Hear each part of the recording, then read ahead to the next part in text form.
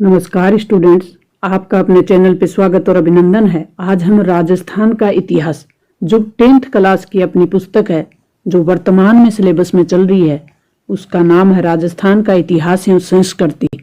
ये पूरी बुक हम बहुत कम समय में विश्लेषण करने वाले हैं इसका। तो इसके लिए आपके लिए वन लाइनर जो क्वेश्चन है वो तैयार किए गए, वन लाइनर, ताकि आपको सिर्फ उत्तर दिखाई दे, न कि आपको 3 और ऑप्शन दिखाई दे, ताकि आपके माइंड में एकदम सेट हो जाए और आप जब एग्जाम में बैठें तो फुल कॉन्फिडेंस के साथ आंसर का उत्तर लगा लें। तो बढ़ते हैं महत्वपूर्ण कंटेंट की ओर। सबसे पहला हमारा राजस्थान का इतिहास हम देखने वाले हैं। कला और संस्कृति को नेक्स्ट वीडियो में देखेंगे, बहुत कम समय में, क्योंकि एग्जाम नजदीक है, उसको ध्यान में रखते हुए आपके लिए ये कंटेंट है वो तैयार किया गया है। बड़ी मेहनत से तैयार किया गया है। मुझे उम्मीद है कि अभी जो एग्जाम आने वाला है, सीईटी जो सीनियर लेवल का और रीट फर्स्ट और सेकंड लेवल, दोनों में आपके काम आने वाले हैं। तो देखते हैं प्रश्नों को। पहला जो अपना प्रश्न है वो है कि 18वीं शताब्दी में सर्वप्रथम राजस्थान भूभाग के लिए राजपूताना शब्द का प्रयोग किसने किया था? George Thomas. नेक्स्ट अपना प्रश्न है कि 1829 में, साल कौन सी थी? 1829। Arnold and activities of Rajasthan, ये बुक का नाम है। ये बुक किसने लिखी? कर्नल जेम्स टोड ने। कर्नल जेम्स टोड ने 1829 में पुस्तक लिखी Arnold and activities of Rajasthan. इसमें प्रदेश का नाम क्या रखा?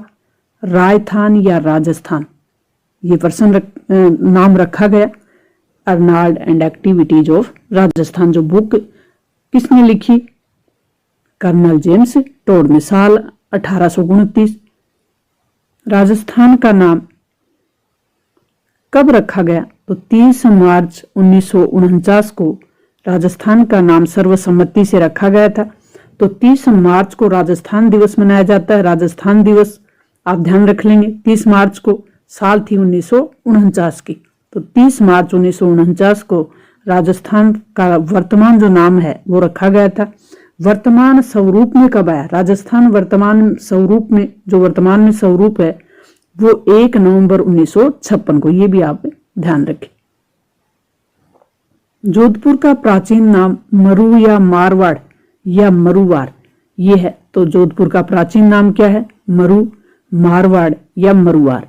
जांगल प्रदेश के नाम से कौन सा क्षेत्र प्रसिद्ध था? तो जांगल प्रदेश के नाम से बीकानेर और नागौर के आसपास का जो क्षेत्र है वो जांगल प्रदेश के नाम से प्रसिद्ध था।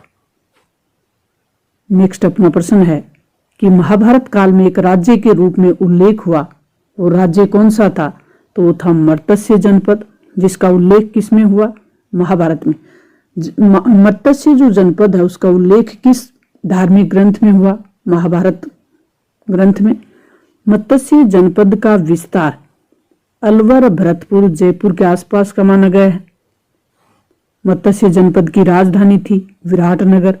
मथुरा से सटा हुआ जो क्षेत्र है धौलपुर और करौली, क्या जो भाग है वो किस जनपद में स्थित था? सूरसेन में। या ये क्या कौन सा भाग कहलाता है? सूरसेन। माही नदी के आसपास का क्षेत्र, माही नदी जो कि दक्षिणी राजस्थान में बहती है, तो माही नदी के आसपास का क्षेत्र है प्रतापगढ़ के का जो भूभाग है वो क्या कहलाता है? काठल, क्योंकि माही नदी के किनारे पे बसा हुआ 56 गांवों का समूह है, उसे कहा जाता है काठल या 56 का मैदान। प्रतापगढ़ के आसपास का भाग क्या कहलाता है? काठल। 56 गांवों का जो समूह है उसे कहते हैं 56 का मैदान। और ये 56 का मैदान है, ये प्रतापगढ़ और बांसवाड़ा के मध्य स्थित है। ये दक्षिणी राजस्थान का जो प्रतापगढ़ है और बांसवाड़ा है उसके बीच का भाग क्या कहलाता है? 56 का मैदान। प्रतापगढ़ का जो भूभाग है वो किस प्राचीन नाम से जाना जाता है? वो काठल। ये किस नदी के किनारे स्थित है? माही नदी के। भैंसरोडगढ़ से बिजोलिया तक का जो पठारी भूभाग है वो क्या कहलाता है? ऊपरमाल। प्रश्न ऐसे भी आ सकता है कि ऊपरमाल कहलाता है। तो भैंसरोडगढ़ और बिजोलिया के बीच का जो पठारी भाग है, पठार वाला, उसे कहते ऊपरमाल। उदयपुर के आसपास का भाग कहलाता है गिरवा। जैसलमेर का जो भाग है वो कहलाता है माड, या कहें कि जैसलमेर का जो प्राचीन नाम है वो माड के नाम से प्रसिद्ध था। प्रश्न ऐसे भी आ सकता है कि माड कहलाता है तो जैसलमेर। बागड़ क्षेत्र कहलाता है, एक तो है बांगड़ और एक है बागड़। तो बांगड़ शेखावटी के आसपास का क्षेत्र, शेखावटी और बीकानेर के आसपास का जो क्षेत्र है वो बांगड़। अणे की मात्रा ऊपर है, यानी चेहरे पे जब बिंदी लगाई जाती है तो सबसे ऊपर माथे पे लगाई जाती है। तो बीकानेर और शेखावाटी का जो क्षेत्र है वो राजस्थान का उत्तरी क्षेत्र है। बागड़ जिसमें कोई अंक की मात्रा नहीं है, तो यहाँ ये जो क्षेत्र है दक्षिणी राजस्थान है। डूंगरपुर बांसवाड़ा का क्षेत्र हाड़ौती प्रदेश के नाम से प्रसिद्ध क्षेत्र था। कोटा बूंदी का क्षेत्र, हाड़ौती का पठार, कोटा बूंदी बारा झालावाड़। तो कोटा बूंदी के आसपास का जो क्षेत्र है वो हाड़ौती के नाम से जाना जाता है। नेक्स्ट अपना प्रश्न है कि शेखावाटी के नाम से जाने वाला क्षेत्र है, तो शेखावाटी के नाम से जो जाना जाता है वो क्षेत्र है सीकर, झुंझुनू, चूरू का क्षेत्र। 3 जिले आते हैं शेखावाटी में। विद्वानों ने राजस्थान के मरुस्थली भाग से कौन सी नदी होने का अनुमान लगाया था? सरस्वती और द्वैस्वती नदियों के होने का। कालीबंगा, हनुमानगढ़, गणेश्वर, कालीबंगा है वो हनुमानगढ़ में है, गणेश्वर है वो सिक्कुर में है, गिलूंड है वो राजसमंद में है, आहड़ है वो झाड़ोल उदयपुर में है। ये किस प्रकार की संस्कृति है? तो ये ताम्र युगीन संस्कृति है।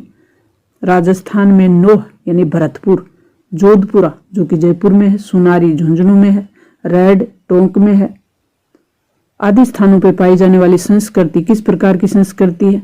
लोह युगीन संस्कृति। तो ताम्र युगीन संस्कृति हमने ऊपर देखी।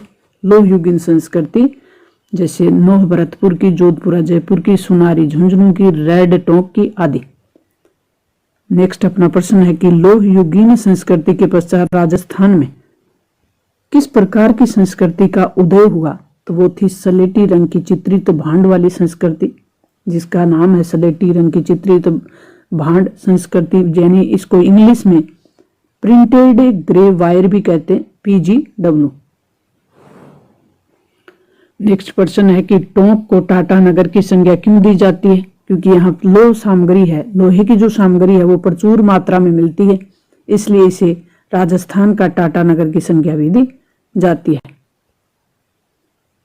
टोंक की जो रेड है उसको वर्तमान में घंगर नदी का क्षेत्र स्थित है। तो प्राचीन सरस्वती और द्वैस्वती जो नदी होने के प्रमाण विद्वानों ने बताए हैं वहीं घंगर नदी स्थित है। मेवाड़ कहलाता है उदयपुर, राजसमंद, चित्तौड़गढ़ और प्रतापगढ़ के आसपास का क्षेत्र। दक्षिणी राजस्थान का वो क्षेत्र जो उदयपुर, राजस्थान, चित्तौड़गढ़, प्रतापगढ़ के आसपास है कहलाता है मेवाड़। मारवाड़ कहलाता है जोधपुर के आसपास का क्षेत्र। बागड़ कहलाता है, तो बांगड़ कहलाता है शेखावाटी के आसपास का क्षेत्र। अब हम बहुत कम समय में राजस्थान की प्राचीन सभ्यताओं से संबंधित महत्वपूर्ण प्रश्न जो कि वन लाइनर बनाए गए हैं, यह आपको पहले ही बता दिया कि वन लाइनर क्यों बनाए हैं, क्योंकि 4 ऑप्शन होने से आप 3 ऑप्शन और भी पढ़ोगे तो उसमें कंफ्यूजन पैदा हो सकता है, क्योंकि एग्जाम हॉल में आपको ये होगा कि अपन ने तो ये भी पढ़ा था, ये भी पढ़ा था, तो कौन सा सही है। तो जो बच्चे अभी तक कम तैयारी कर पाए हैं उनका कॉन्फिडेंस बढ़ जाए और वो एक अच्छे मार्क्स के साथ अपने एग्जाम को क्लियर कर लें, उनके लिए बनाई गई अपनी ये महत्वपूर्ण सीरीज है। तो नेक्स्ट अपन करने वाले हैं राजस्थान की प्राचीन सभ्यताएं। तो प्राचीन सभ्यताओं में कालीबंगा की सभ्यता कहाँ स्थित है? हनुमानगढ़ जिले में। कालीबंगा सभ्यता कितनी वर्ष पुरानी मानी जाती है? तो 6000 जो वर्ष पुरानी है वो है कालीबंगा की सभ्यता। कालीबंगा सभ्यता का नाम ये क्यों पड़ा कालीबंगा? काली मतलब काली, बंगा मतलब चूड़ियां। पंजाब में काली चूड़ियों को बंगा कहते हैं। काला यानी उनका रंग था। तो यहाँ पे यानी कालीबंगा में जब खुदाई कर रहे थे वैज्ञानिक, तो खुदाई में इनको काली चूड़ियां मिली थी, इसलिए इनका नाम पड़ा कालीबंगा। कालीबंगा किस जिले में स्थित है? हनुमानगढ़ में। सर्वप्रथम इस सभ्यता की खोज यानी कालीबंगा सभ्यता की खोज किसने की थी? अमलानंद घोष ने, जो साल थी 1952 की। तो अमलानंद घोष ने कालीबंगा सभ्यता की खोज कब की? 1952 में। किस सभ्यता की खोज की? कालीबंगा सभ्यता की। 1961-62 में कालीबंगा सभ्यता का उत्खनन कार्य किसके द्वारा किया गया? तो उत्खनन कार्य किया गया बीबी लाल और बीके थापर द्वारा। जूते हुए खेत के साक्ष्य कहाँ मिलते हैं? तो जूते हुए खेत के साक्ष्य हैं वो कालीबंगा सभ्यता में मिले।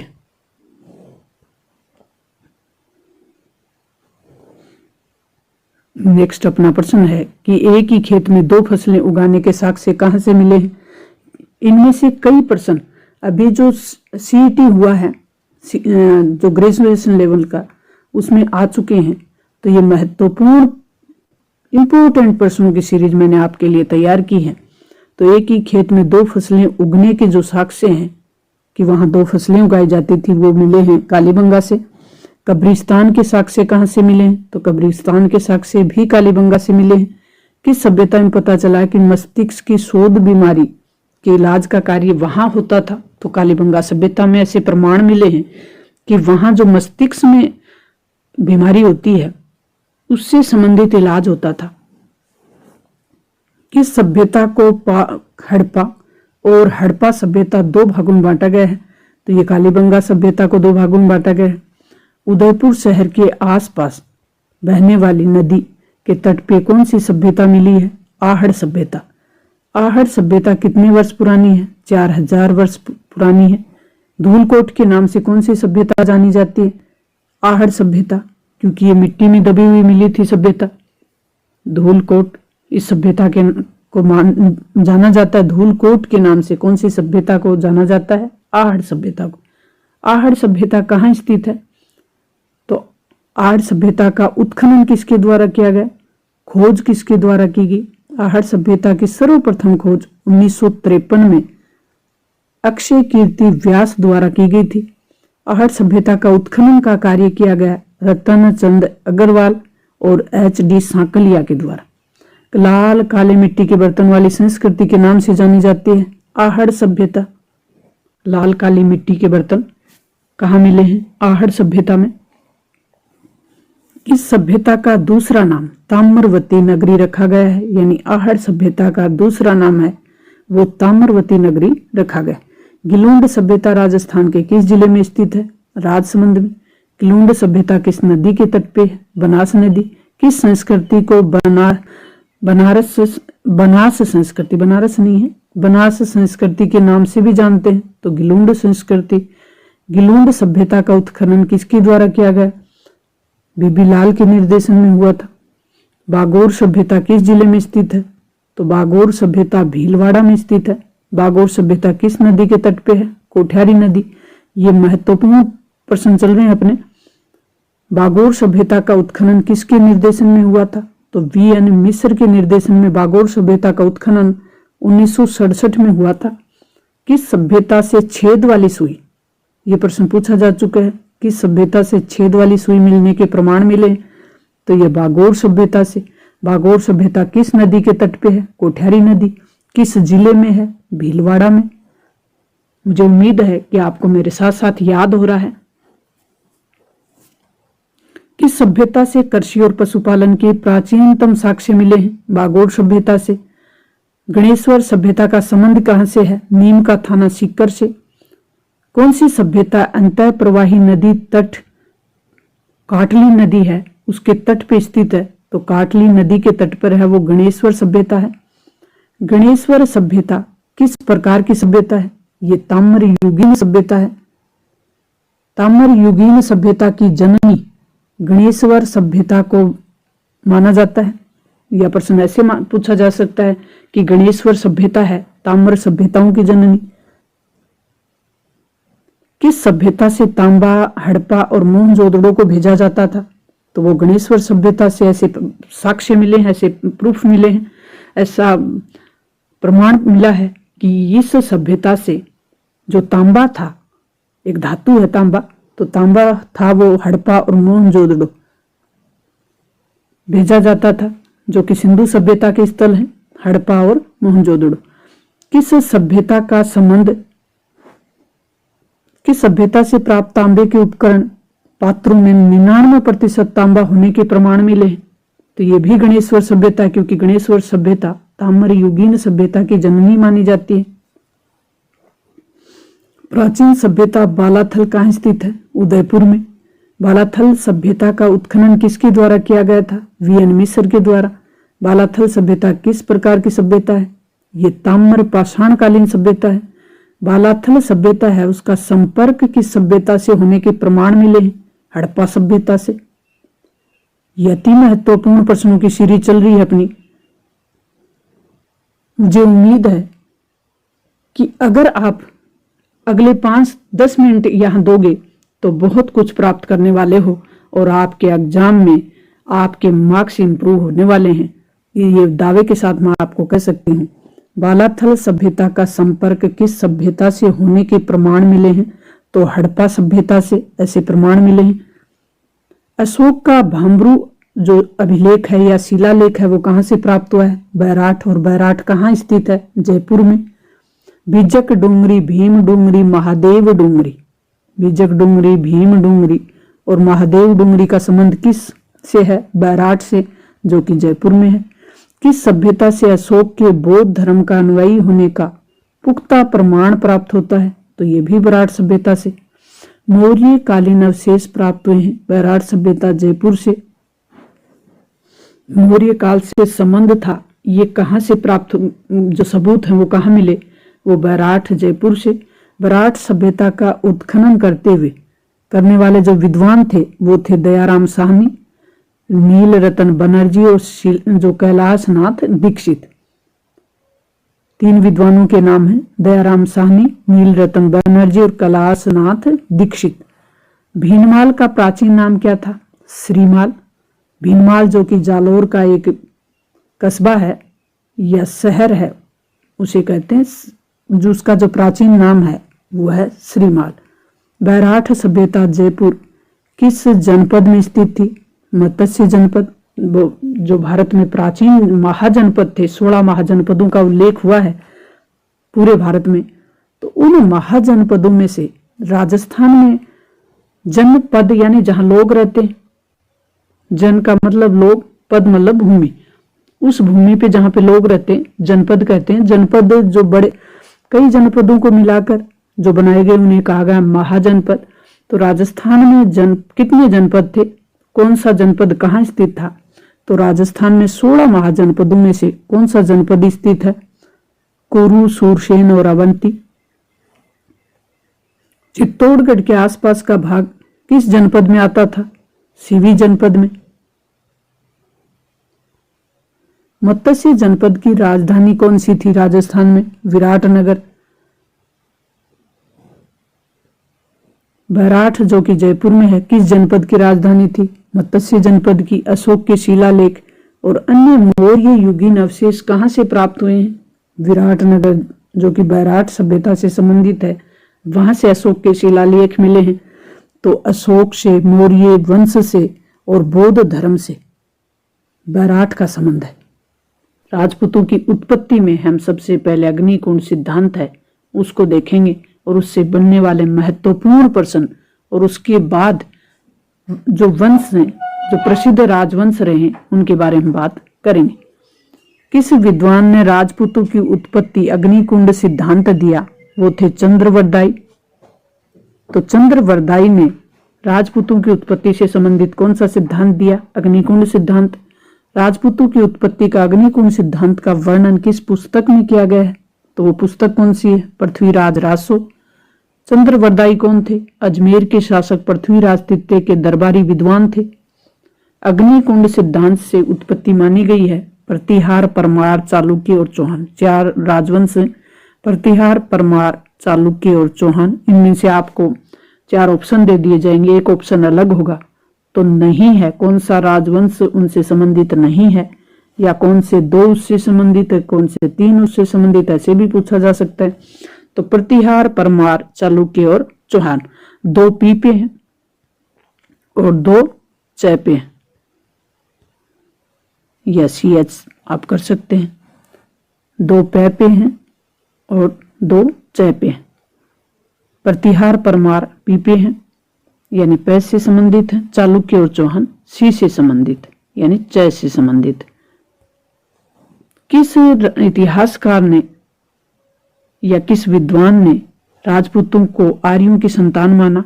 गौरी शंकर ओझा यानी गौरी शंकर हीराचंद ओझा पूरा नाम है इनका, और सीवी वैद। ये विद्वान हैं जो मानते हैं कि राजपूतों की उत्पत्ति अग्निकुंड से नहीं बल्कि आर्यों की संतान ही है। किस इतिहासकार ने राजपूतों की उत्पत्ति ब्राह्मणों से बताई? DV भंडारकर और गोपीनाथ शर्मा ने। किस इतिहासकार ने राजपूतों की विदेशी संतान होने के प्रमाण दिए या बताया कि ये जो अग्निकुंड है ये सब झूठ है, राजपूत हैं वो विदेशी संतान है? ये कर्नल जेम्स टोड जो कि एक अंग्रेज इतिहासकार थे। गुहिल वंश की स्थापना कब से मानी जाती है? साल कौन सी थी वो? तो 566 ईस्वी थी वो। बप्पा की राजधानी कौन सी? नागदा, उदयपुर। बप्पा का वास्तविक नाम क्या था? कालभोज। कालभोज की उपाधि किसने धारण की थी? तो ये बप्पा रावल ने। नेक्स्ट जो प्रश्न है, मेवाड़ में एक लिंग जी का मंदिर किसने बनवाया था? बप्पा ने। वीर विनोद के रचयिता कौन है? कवि श्यामल दास। हमीर मान मर्दन पुस्तक के रचयिता कौन है? जय सिंह सूरी। 1303 में दिल्ली में सुल्तान अलाउद्दीन खिलजी ने किस शासक के समय आक्रमण किया? तो रावल रतन सिंह के द्वारा यह आक्रमण किया गया। साल थी 1303 में। तो दिल्ली के सुल्तान अलाउद्दीन खिलजी ने चित्तौड़ पर कब आक्रमण किया? 1303 में। पद्मावत ग्रंथ के रचयिता कौन है? मलिक मोहम्मद जायसी। अलाउद्दीन खिलजी की सेना से लड़ते हुए वीर गति को प्राप्त होने वाले सेनापति हैं गोरा और बादल। अब अपने पास समय है वो बहुत कम है, इसलिए हम स्पीड से इसका रिवीजन कर रहे हैं। तो यह आपके लिए रामबाण क्लास साबित होने वाली है। अगर आप विस्तार से देखना चाहते हैं तो अपने चैनल पे कक्षा 6 से लेकर 10 तक की पाठ्य पुस्तकों का संपूर्ण विश्लेषण सरल और सहज भाषा में डाला हुआ है, आप उनको देख सकते हैं। ये जो बुक है अपनी, ये राजस्थान की का इतिहास, कला और संस्कृति जो कि 10th क्लास में चलती है, उसका संपूर्ण विश्लेषण बहुत कम समय में आपको करवाने का प्रयास मेरे द्वारा किया जा रहा है। मुझे उम्मीद है कि यहाँ अगर आप 5 या 10 मिनट भी लगाते हो तो अपने जीवन के लिए बहुत कुछ प्राप्त करने वाले हो, जो कि आपके पेपर में आपको देखने को मिलेगा। और वहां आप सही करने के चांस हैं वो आपके बढ़ जाएंगे, नेगेटिव मार्किंग से आप बच जाएंगे। अलाउद्दीन खिलजी ने चित्तौड़ का नाम क्या रखा था? खरीजाबाद। मेवाड़ की गुहिल वंश की जो रावल शाखा का अंतिम शासक था वो कौन था? रतन सिंह, राव रतन सिंह। 1326 में चित्तौड़ पे अधिकार कर गुहिल वंश की पुनः स्थापना किसने की? तो ये की थी राणा हमीर ने, जो कि सिसोदिया वंश के शासक थे। मेवाड़ का उद्धारक के नाम से कौन जाना जाता है? राणा हमीर। राणा हमीर को विषम घाटी पंचानन की संज्ञा राणा कुंभा की कौन सी प्रशस्ति में दी गई है? तो कीर्ति स्तंभ प्रशस्ति में राणा हमीर को कौन सी उपाधि दी? विषम घाटी पंचानन। कौन सी प्रशस्ति थी? राणा कुंभा की प्रशस्ति थी कीर्ति स्तंभ प्रशस्ति। सिंगोली जो कि बांसवाड़ा में है, युद्ध में हमीर ने किसको परास्त किया था? मोहम्मद बिन तुगलक, दिल्ली के सुल्तान को। महाराणा लाखा मेवाड़ के शासक कब बने? तो 1382 में महाराणा लाखा मेवाड़ के शासक बने। मेवाड़ के रणमल की बहन हंसाबाई का विवाह किसके साथ हुआ? महाराणा लाखा के साथ। राजस्थान का भीष्म पिता कौन कहलाता है? चूड़ा। और ये किसके पुत्र थे? महाराणा लाखा के। मेवाड़ उदयपुर की जो जावर माइंस है यानी जावर की खान है, उससे चांदी और शीशा बहुत कम मात्रा में किस समय मिलने लगा था? बहुत अधिक मात्रा में, चांदी और शीशा बहुत अधिक मात्रा में किस शासक के समय मिलना शुरू हो गया था? महाराणा कुंभा मेवाड़ के शासक कब बने? साल थी 1433 की। 1437 में सारंगपुर का युद्ध हुआ, उसमें कुंभा ने मालवा के किस शासक को हराया था? मोहम्मद खिलजी को। ये 1 लाइनर क्वेश्चन आपके लिए ऑब्जेक्टिव क्वेश्चनों को बनाया गया है ताकि याद करने में आपको आसानी रहे। 3 ऑप्शन आपके सामने होंगे तो एग्जाम हॉल में आपके घबराहट में ये सामने होगा कि मैंने तो ये भी पढ़ा था, ऑप्शन ये भी पढ़ा था, ये है कि ये, तो वो कन्फ्यूजन दूर करने के लिए नेगेटिव मार्किंग्स आपकी कम से कम हो, नेगेटिव मार्किंग से आप बच जाएं और सही ऑप्शन पे सही तीर निशान लगाएं। इसके लिए आपको के जो प्रश्न है उनको वन लाइनर बनाया गया है। तो पिछोला झील का निर्माण कौन से महाराणा के समय हुआ? लाखा के समय। किसने करवाया? एक बंजारे ने करवाया। महाराणा कुंभा शासक बने 1433 में। 1437 में सारंगपुर के युद्ध में कुंभा ने मालवा के शासक महमूद खिलजी को हराया। कीर्ति स्तंभ प्रशस्ति का निर्माण किसने करवाया था? महाराणा कुंभा ने करवाया था। मेवाड़ के किस शासक ने 32 दुर्गों का निर्माण करवाया? महाराणा कुंभा ने। कविराज श्यामल दास के अनुसार कुंभा ने 84 दुर्गों में से कितने दुर्ग बनवाए थे? 32 दुर्ग। किस कवि के अनुसार? श्यामल दास के अनुसार। कि श्यामल दास जो कविराज थे उनके अनुसार महाराणा कुंभा ने मेवाड़ में टोटल 84 दुर्ग थे, उनमें से 32 दुर्ग महाराणा कुंभा के द्वारा बनवाए गए। कुंभलगढ़ जो दुर्ग था उसके शिल्पकार कौन थे? तो ये मंडन थे। चित्तौड़ में कुंभ स्वामी और श्रृंगार चौरी का मंदिर, एकलिंग जी का जो विष्णु मंदिर है, रणकपुर के मंदिर हैं, इनको किसने बनवाया? महाराणा कुंभा ने। नेक्स्ट अपना प्रश्न है कि चंडी शतक की व्याख्या गीत गोविंद, गीत जो संगीत रत्नाकर टीका है वो किसने लिखी? महाराणा कुंभा ने। संगीत राज, संगीत मीमांसा, सूड प्रबंध के रचयिता कौन है? महाराणा कुंभा। महाराजा धीराज, राव राय, दान गुरु, राजगुरु, परम गुरु, हाल गुरु, अभिनव भारत, हिंदू सुल्तान आदि विरुद्ध जो विभूषित थी यानी उपाधियां थी, उनसे किसको पुकारा जाता था? यानी मेवाड़ का वो कौन सा शासक था जिनके लिए इतनी उपाधियां थी? वो थे महाराणा कुंभा। किस शासक की हत्या उनके पुत्र ने कर दी थी? महाराणा कुंभा ने। नहीं सॉरी, महाराणा कुंभा की हत्या थी वो उनके पुत्र उदा ने की थी। तो माना जाता है कि महाराणा कुंभा की हत्या उनके पुत्र ने कर दी थी। इतिहास में हिंदूपत के नाम से प्रसिद्ध जो शासक थे वो कौन थे? तो वो थे राणा सांगा। राणा सांगा मेवाड़ के शासक कब बने थे? 1509 में। 1517 में खातौली का युद्ध हुआ, वो किस किस के बीच हुआ? राणा सांगा और इब्राहिम लोदी के बीच। खातौली वर्तमान में किस जिले में है? तो ये कोटा जिले में है खातौली। बाड़ी धौलपुर के युद्ध में राणा सांगा ने किसकी सेना को पराजित किया था? इब्राहिम लोदी की सेना को। बाड़ी धौलपुर में जो युद्ध हुआ उसमें इब्राहिम लोदी की सेना को हरा दिया था। 17 मार्च 1527 में खानवा का युद्ध हुआ था। तो राणा सांगा के साथ हुआ था ये युद्ध। किसने लड़ा? मुगल शासक थे बाबर। राणा सांगा की मृत्यु कहाँ हुई? बसवा दौसा में इनकी मृत्यु हुई थी और इनकी समाधि स्थल है वो है मांडलगढ़ में। पन्ना धाई ने उदय सिंह को बचाकर कहाँ रखा था? कुंभलगढ़ के किले में। 1559 में उदयपुर को किसने बसाया? साल कौन सी थी? 1559 की। उदय सिंह ने। उदय सागर झील और मोती मगरी के जो सुंदर महल हैं उनका निर्माण किसने करवाया था? उदय सिंह ने।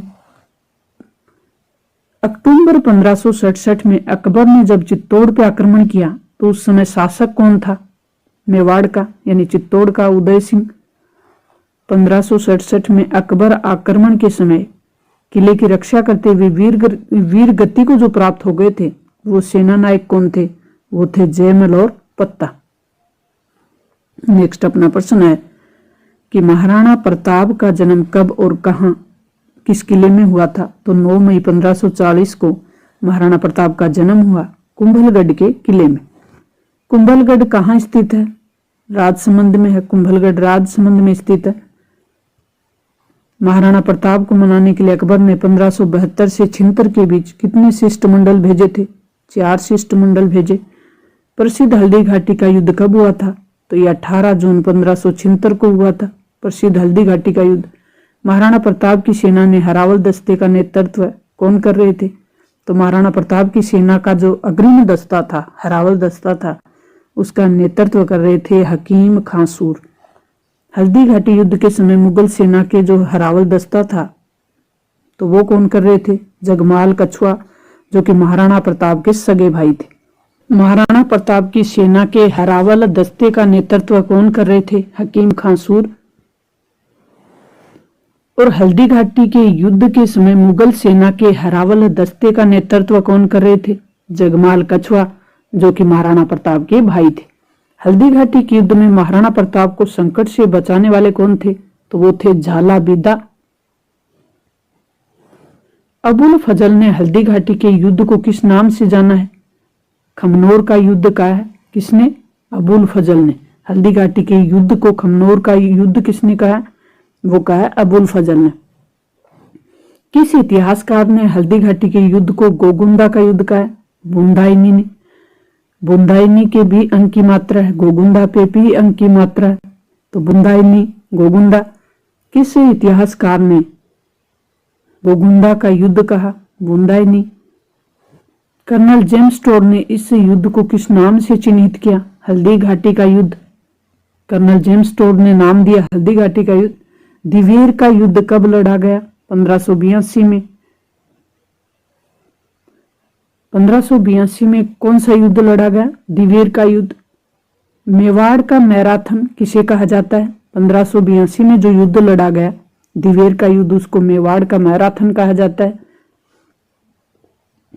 महाराणा प्रताप ने अपने अंतिम समय में राजधानी किसको बनाया? चामुंड को। महाराणा प्रताप ने अपनी राजधानी बनाया चामुंड को। महाराणा प्रताप की मृत्यु कब हुई? 19 जनवरी 1597 को। महाराणा प्रताप की जो समाधि है वो कहाँ बनी हुई है? बारडोली। तो ऐसे पूछा जा सकता है बारडोली का संबंध महाराणा प्रताप से है कि उनकी समाधि स्थित है यहाँ। मेवाड़ मुगल संधि कब हुई थी? 1615 में। मेवाड़ में अकाल प्रबंधन के उद्देश्य से राज सिंह ने गोमती नदी के पानी को रोककर कौन सी झील बनाई थी? वो थी राजसमंद झील। किस झील के किनारे राज प्रशस्ति नामक शिलालेख बनाया गया? राजसमंद झील। ये राजसमंद झील है। संस्कृत भाषा में लिखित राज प्रशस्ति शिलालेख की रचना किसने की थी? रणछोड़ भट्ट ने। राज प्रशस्ति काले संगमरमर की कितनी सीमा जो शिला है उन पे खुदी हुई है? 25 शिलाओं पे खुदी हुई है। मेवाड़ के शासक राज सिंह की मृत्यु हुई थी 1680 में।